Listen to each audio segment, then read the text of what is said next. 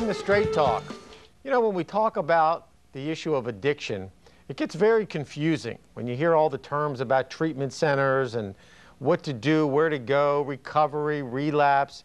As they say, there's a lot of lingo that goes with drug treatment and rehabilitation. Today on Straight Talk, we're going to go beyond the lingo with a gentleman who wrote a book called Beyond the Lingo, Devon Blackwood. Devon, welcome to the show. Thank you, Mike. We're going to spend the whole show talking about your book, talking about the lingo that you named your book. It's a great name. And really talk about the stages of addiction and try to inform our audience of what is addiction, what do you look for, how do you deal with it if it's in your family, where do you go for help, and really kind of walk through this step. So let's start with, the beginning. Why did you write a book? And this is the book. I don't know if you can see it, but it's called Beyond the Lingo, written by Devon Blackwood. And it's a great book to help people learn about addiction. Yes. And we're really happy that we can talk about that. Yes. Why did you write this book? Well, first of all, Mike, I've worked in addictions counseling for many years. I do consultation at Johns Hopkins Psychiatry, and for the past almost 15 years now, I've worked with children, youth, and also adults. And so many people come to us suffering from addictions, particularly alcohol addiction, as well as other drug addiction like heroin and cocaine, and even prescription pills.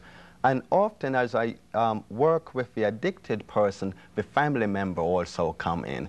But they are totally stuck on what to do. They are desperate, they are confused and very perplexed about how to help, how to intervene.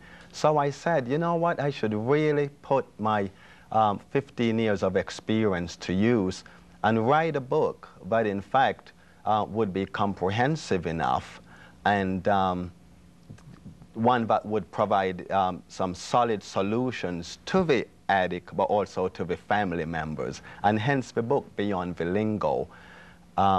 It gets kind of confusing, when we try to tell people, like people call when they need help.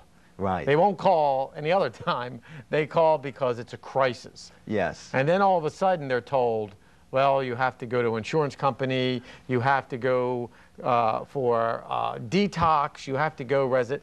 It's very confusing to somebody who's just calling looking for help. Well, many times, in fact, our society sometimes sends a totally mixed message. First of all, they said that we should really care about families and really cater to mental health and emotional health. But in fact, when people suffer so much from addiction and really do try to get the help that they need, there's sometimes no help out there. So many people who suffer from addiction don't have insurance, they don't have the kinds of resources that they need, and many times there's very little help for the family members. And that is why so much people do stay addicted. The fact is that so much of them really do want to get help, but they really don't know where to turn. I don't really think American society in general is too keen on mental health because the stigma is still out there. An estimated 14 million people do suffer from a mental illness, like depression, for instance. But so many people stay with depression for so long without really talking about it because they are so stigmatized. People don't really understand it. And so it is with people with addiction. It's the same thing with addictions. Yes, same thing with addiction. And when they do want to take that step, when they do say, okay, I have a problem, then it becomes even more confusing of where to go, what to do. Right, in your absolutely. book, how do you break it down for a family who says, we have a son, a daughter, a spouse who's drinking too much, doing too many drugs, we're concerned. Yes. Does the book kind of outline what to do? Right, absolutely. First of all, it's a 20-chapter book. And the 20 books in the chapter are very relevant to the principles of recovery. There are chapters in there on avoiding relapse and looking at relapse traps. there's an excellent chapter in there on the quest for emotional wellness. But in the first few chapters of the book, it really does talk about breaking the cycle, and it talks about intervention and really what intervention really is. And so often when the family members really do want to intervene, sometimes they have no idea because they have a lot of pent-up anger and frustration and resentment over the years, because in fact they themselves suffer in the process. So sometimes when they really do try to go into the intervention, they go into the intervention with so much anger and so much tension, and in fact it doesn't work out very well. But the book, though, really does have some chapters that really walk the family members through really what intervention is, how to help and how not to help. There's also a chapter in the book on codependency, breaking the cycle of codependency and enabling, because in fact some of the things that reinforces the addiction is really the enabling and codependency patterns from the family themselves. Okay, well, let's get into, because now, see, you're hitting me with all the lingo now. Now we got to get, as your book says, beyond the lingo. Yes. You know, you use a lot of words that a lot of people may not know. Codependency, right. enabling, Exactly. You know, intervention. Right. You know, why don't you go back and give us, you know, what are those terms and what do they mean? Because they are the big terms, right. let's say. They're exactly. the big words exactly. in addiction and recovery yes. that a lot of people hear.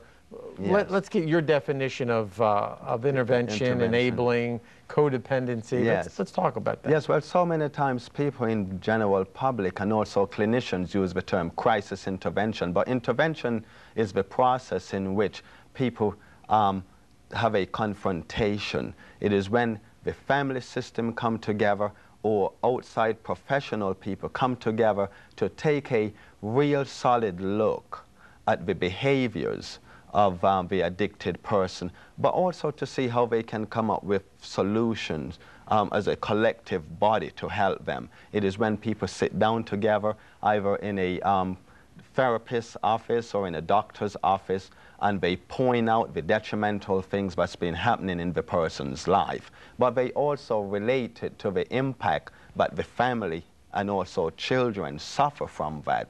So it is bringing about an awareness to the addicted person so that they can begin to instill some change in their life. Usually the addicted person is the last one to admit.